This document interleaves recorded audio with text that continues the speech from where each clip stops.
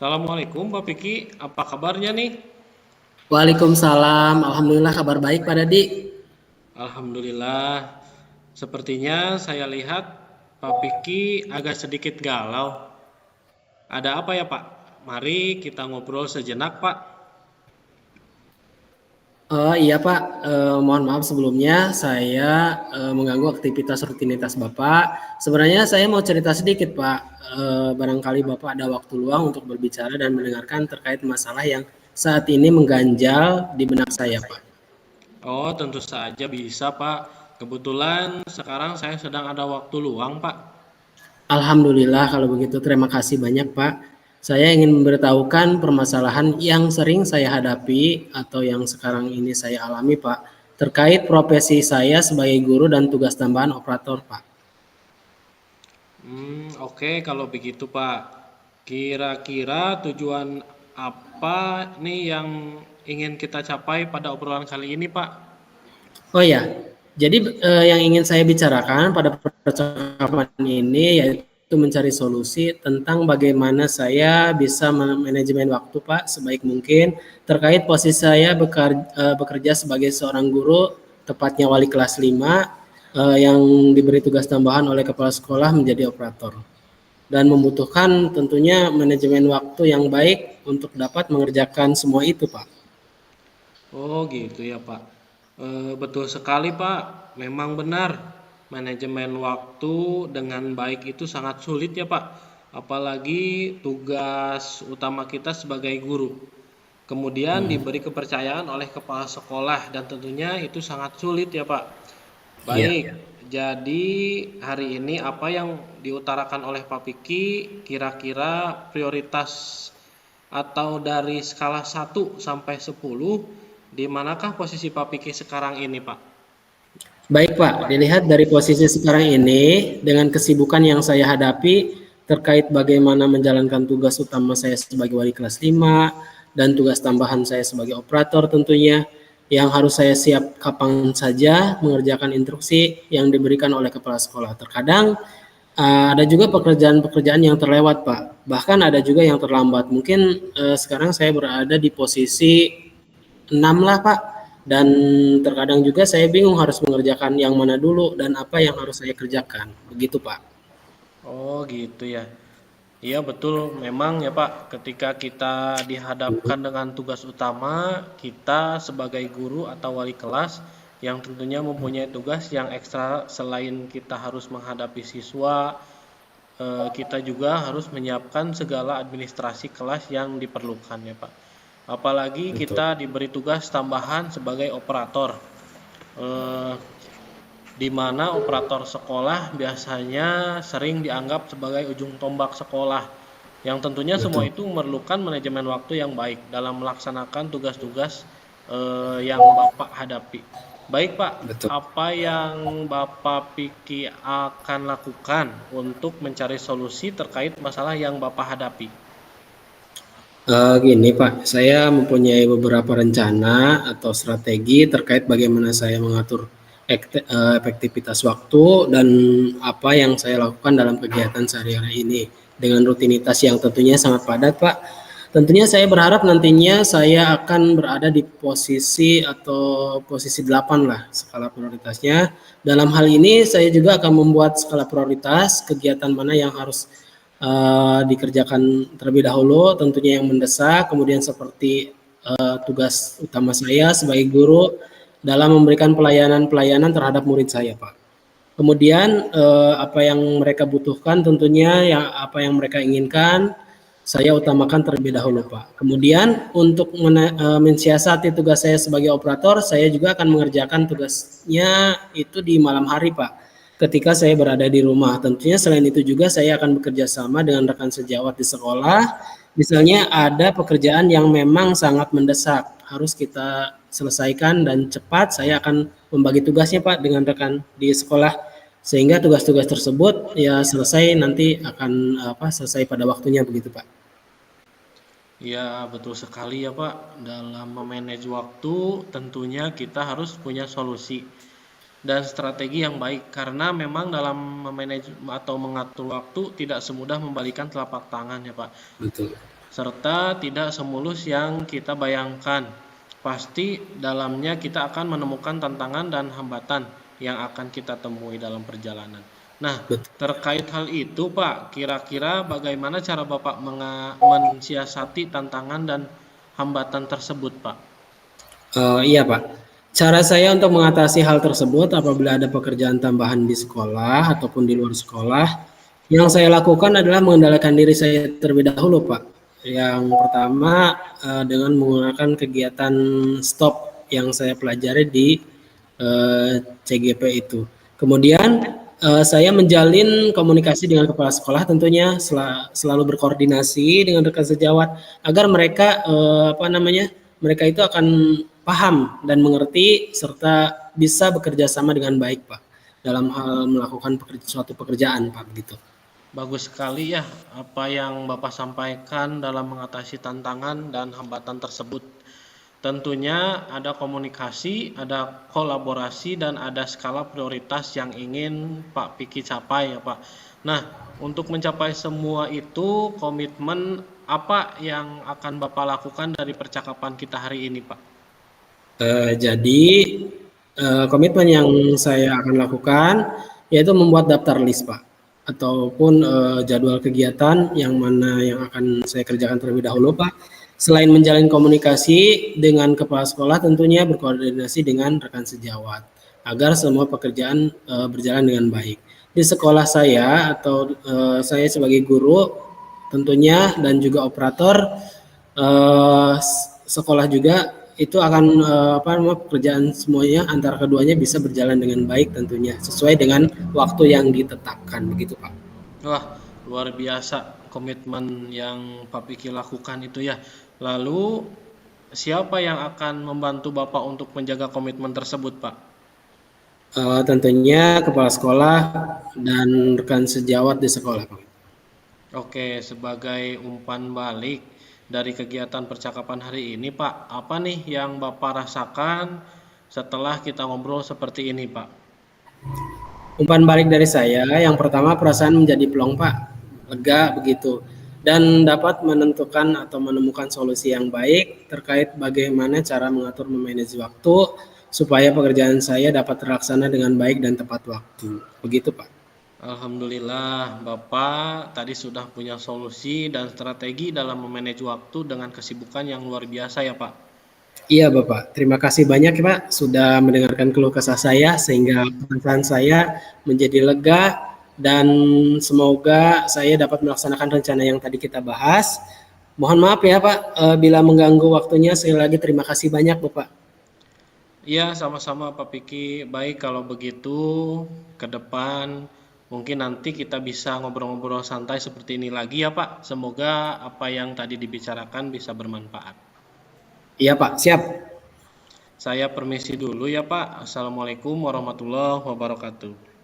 Waalaikumsalam warahmatullahi wabarakatuh. Assalamualaikum warahmatullahi wabarakatuh. Saya Dadi Nuryana dan Pak Piki ya. Untuk refleksi diri latihan coaching tadi, yang pertama apa yang sudah berjalan dengan baik selama percakapan. Selama diskusi, beberapa aspek yang sudah berjalan dengan baik melibatkan pemahaman konsep coaching dalam pendidikan, keterampilan komunikasi dua arah yang sudah berkembang dan menyenangkan, dan mampu menyampaikan ide secara efektif kepada guru dan individu lainnya. Tidak ada penghakiman atau justifikasi. Dan yang kedua, apa yang masih perlu diperbaiki atau ditingkatkan. Meskipun demikian, terhadap aspek-aspek yang memerlukan perbaikan, beberapa keterbatasan dalam menahan diri untuk tidak ikut curhat atau memberikan solusi seperti yang pernah kita lakukan dan menceritakan pengalaman sendiri. Selain itu, coach harus menguasai konsep dan menyiapkan daftar pertanyaan apa saja yang termasuk alur tirta dan akan ditanyakan kepada coach. Yang ketiga, apa yang Bapak Ibu lakukan untuk tetap dalam kondisi present atau kehadiran penuh sebelum dan saat melakukan coaching. Untuk tetap hadir sebelum dan saat coaching akan dijaga kesehatan mental dan fisik agar bisa fokus membatasi diri dari hal yang akan mengganggu fokus dan konsentrasi. Yang keempat, apa yang akan Bapak Ibu lakukan untuk memperbaiki atau meningkatkannya? Melihat kembali contoh melihat kembali contoh dialog coaching dari video yang ada di LMS, membuat catatan daftar pertanyaan sesuai alur tirta yang akan diberikan kepada coach. Dan yang selanjutnya, tuliskan umpan balik dari coach Anda. Pertanyaan untuk coachnya, apa yang Anda rasakan pada saat di coaching? Mungkin itu nanti bisa dijawab sama Pak Piki ya. Baik, saya memberikan umpan balik dari kegiatan saya yang yang di coaching oleh Pak Dadi. Jadi saya merasakan tercerahkan, Pak. Saya merasa tercerahkan bagaimana ternyata supervisi akademik berbasis coaching ini tidak sama seperti supervisi yang pernah saya alami sebelumnya. Coaching ini yang saya alami tadi membuat saya termotivasi untuk terus belajar begitu, Pak. Sangat luar biasa sekali, Pak, untuk kegiatan coaching seperti ini. Terima kasih. Oke, terima kasih Pak Piki. Semoga sehat selalu. Ya udah, kalau begitu saya akhiri. Assalamualaikum warahmatullahi wabarakatuh. Waalaikumsalam.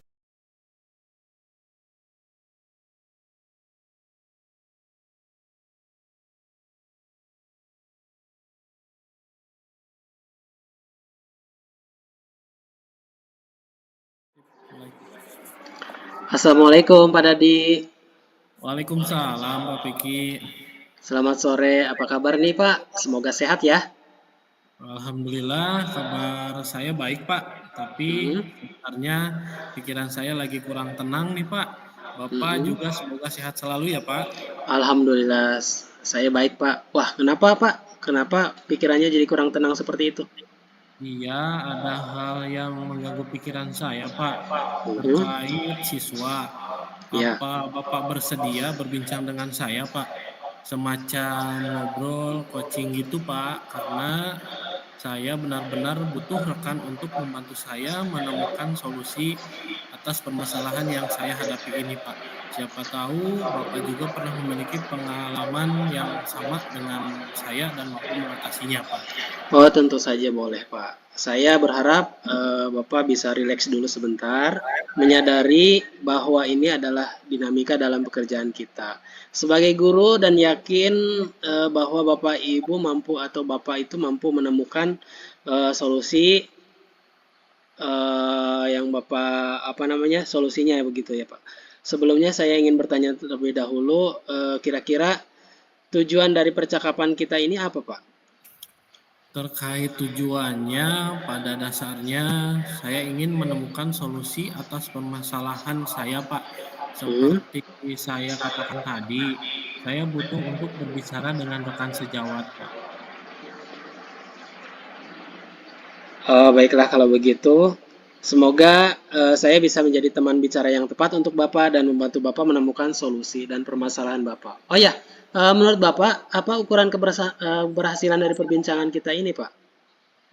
Saya mendapatkan solusi, lalu saya menggunakan solusi tersebut dan masalah saya teratasi, Pak. Itu. Oke lah kalau begitu. Tadi kita sudah berbicara mengenai tujuan. Sekarang kita masuk ke tahap identifikasi permasalahan yang dihadapi oleh Bapak. Begini Pak, ada beberapa siswa di kelas ya Pak. Kalau saya sedang mengajar itu, siswa tersebut susah sekali kalau disuruh mengerjakan tugas. Di kelas juga pasif. Kalau ditanya selalu malas-malasan jawabnya. Kelihatan ngantuk terus kalau di kelas itu Pak. Wah, ini masalah yang sangat serius ya, Pak. Memang murid yang pasif dan kurang motivasi itu juga tantangan besar buat kita. Kira-kira menurut Bapak, ini penyebabnya apa, Pak? Itu. Mungkin motivasi belajarnya rendah ya Pak. Mungkin juga tidak cocok dengan suasana kelas. Atau bahkan tidak cocok dengan model atau metode pembelajaran yang saya berikan gitu Pak. Oh, begitu. Ada beberapa faktor ya, Pak. Kira-kira faktor mana sih yang paling mendominasi begitu? Saya rasa terkait cara saya mengajar, Pak, mungkin Ya, saya harus belajar banyak tentang model dan metode pembelajaran yang terbaru, Pak, ya, yang sesuai dengan kodrat zaman mereka sebagai anak atau generasi muda. Apalagi di zaman sekarang ya, Pak, banyak kemajuan betul. teknologi gitu ya. Ya. Nah, benar sekali Pak. Saya juga pernah mendengar istilah itu, kodrat zaman. Memang berbeda zamannya dengan kita tentunya.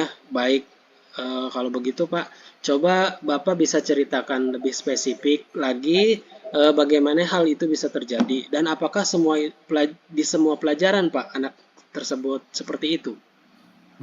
Saya sudah mencari tahu ya Pak Ya, dari beberapa sumber, di antaranya melalui rekan sejawat. Anak itu terlihat mengantuk saat mengajar.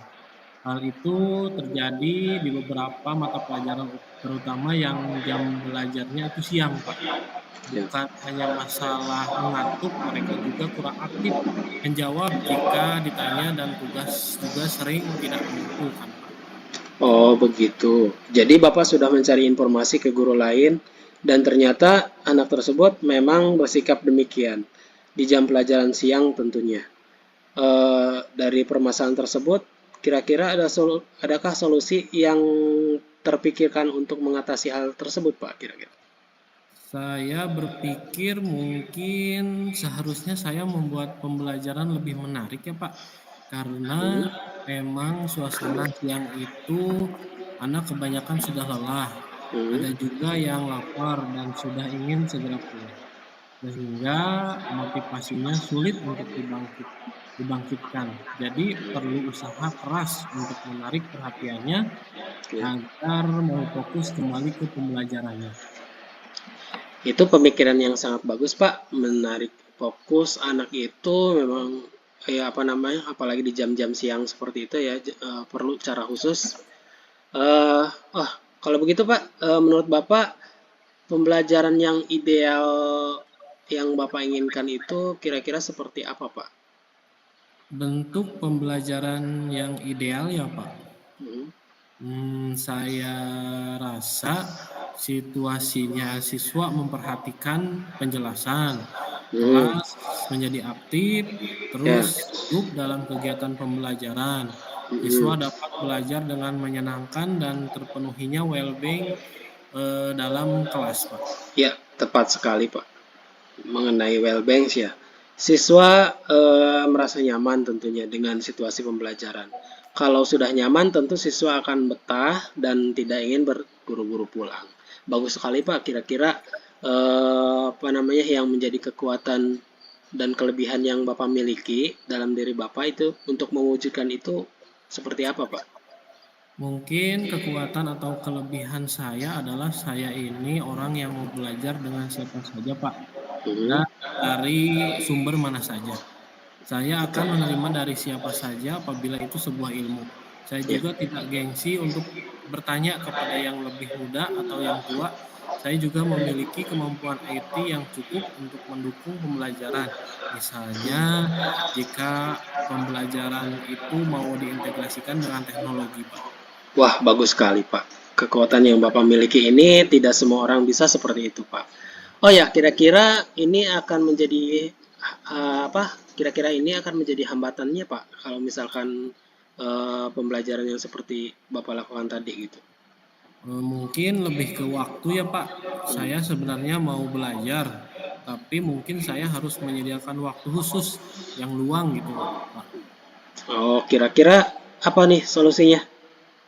Solusinya ya memanage waktu pribadi saya Pak.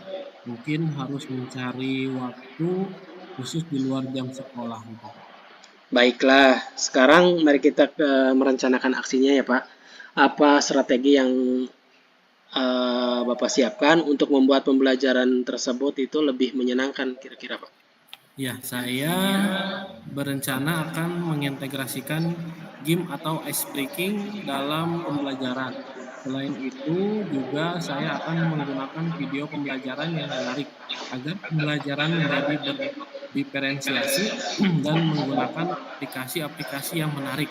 Misalnya aplikasi kuis melalui ponsel, anak kan senang tuh main ponsel ya Pak. Nah, kita fasilitasi mereka main ponsel tapi untuk pembelajaran yang bermanfaat, Pak. Itu rencana yang sangat bagus, Pak. Memang anak-anak itu sangat menyukai ponsel. Nah, kalau pembelajaran melibatkan ponsel, tampaknya mereka akan senang. Dan kira-kira untuk selanjutnya, adakah prioritas yang dimiliki untuk menyiapkan rencana aksi ini, Pak? Saya akan mencari referensi dari YouTube dan Mhm. juga sosial media tentang game-game yang menarik untuk mencairkan suasana, Pak. Mempelajari aplikasi-aplikasi kuis yang menarik agar pembelajaran jadi menarik. Yang Ya. penting suasana hati anak baik dulu. Setelah itu kita ajak masuk ke pembelajaran gitu ya, Pak. Itu sangat bagus dan kreatif ya, Pak. Menciptakan suasana hati yang baik. Yang sangat penting tentunya memastikan murid bisa mengikuti pembelajaran secara bermakna tentunya. Terus, apa yang menjadi ukuran keberhasilan rencana aksi ini, Pak? Ukuran keberhasilannya siswa menjadi bersemangat mengikuti pembelajaran, Mhm. tidak mengantuk dan mau mengumpulkan tugasnya, Pak. Baik, semoga bisa tercapai ya Pak, apa yang dilakukan oleh Bapak. Nah, sekarang kita masuk ke tahap tanggung jawab. Nah, kalau selanjutnya, apa sih komitmen Bapak terkait rencana aksi ini, Pak? Saya berkomitmen untuk terus belajar dan berlatih. Di antaranya melatih diri supaya bisa mempraktikkan game dan ice breaking dengan menarik. Mhm. Mempelajari aplikasi agar saya paham menggunakannya, agar saya bisa memberikan pembelajaran yang menyenangkan, Pak. Wah, luar biasa yang Bapak sampaikan tadi ya. Tentunya komitmen Bapak tadi itu bisa membuat inspirasi buat yang lain. Semangat terus Pak berlatihnya. Lalu siapa yang bisa membantu Bapak dalam menjaga komitmen tersebut, Pak? Rekan sejawat ya Pak, sesekali saya akan mengajak rekan saya melihat saya mengajar dan saya akan meminta umpan balik. Baik, Pak, komitmen kita ini tentu perlu dijaga dan menurut Bapak ini rekan sejawat yang mampu menjaga komitmen tersebut. Nah, selanjutnya bagaimana dengan tindak lanjut dari sesi coaching ini, Pak? Saya akan terus berlatih ya Pak dan referensi sebanyak-banyaknya, tidak Mhm. akan berhenti sampai di sini. Saya akan terus fokus mengembangkan kompetensi saya Pak. Luar biasa dengan semangat Bapak untuk terus berlatih, terus belajar, dan semoga masalah Bapak yang Bapak hadapi itu bisa teratasi ya. Kemudian yang ingin saya tanyakan kembali, bagaimana perasaan Bapak setelah kita melakukan percakapan ini, Pak? Iya Pak, amin. Terima kasih Pak dan eh, sekarang perasaan saya menjadi lebih lega dari sebelumnya, Mhm. Pak. Oke, apa tindak lanjut setelah sesi percakapan ini, Pak? Saya akan segera melakukan segala yang kita bahas tadi dan Mhm. segera menerapkannya dalam pembelajaran, Pak. Oh iya Pak, Alhamdulillah kalau begitu. Semoga apa yang direncanakan berhasil ya Pak. Bapak harus terus semangat Pak. Amin, Pak. Terima kasih. Amin. Oke, kalau begitu, apakah sesi coaching ini sudah cukup Pak? Saya rasa cukup, Pak. Baik Pak Dadi, kalau begitu kita akhiri coaching ini. Terima kasih atas waktunya ya. Saya akhiri. Assalamualaikum warahmatullahi wabarakatuh. Ya, sama-sama, Pak. Terima kasih. Waalaikumsalam warahmatullahi wabarakatuh. Assalamualaikum warahmatullahi wabarakatuh. Saya akan merefleksikan refleksi diri tentunya tentang tadi latihan coaching. Nah, untuk pertanyaan tentang refleksi diri, yang pertama adalah apa yang sudah berjalan dengan baik selama percakapan. Yang saya rasakan percakapan tadi berjalan dengan baik tentunya. Coach juga cukup terbuka untuk berbagi pengalaman dan pemikirannya. Saya juga sudah merasa cukup mampu menggali potensi dari coach. Dan coachnya itu bisa ataupun mampu mendengarkan dan memahaminya tentunya apa yang saya sampaikan. Alhamdulillah saya juga menyampaikannya dengan menggunakan alur tirta. Kemudian ya, pertanyaan kedua, apakah yang menjadi atau masih perlu diperbaiki atau ditingkatkan?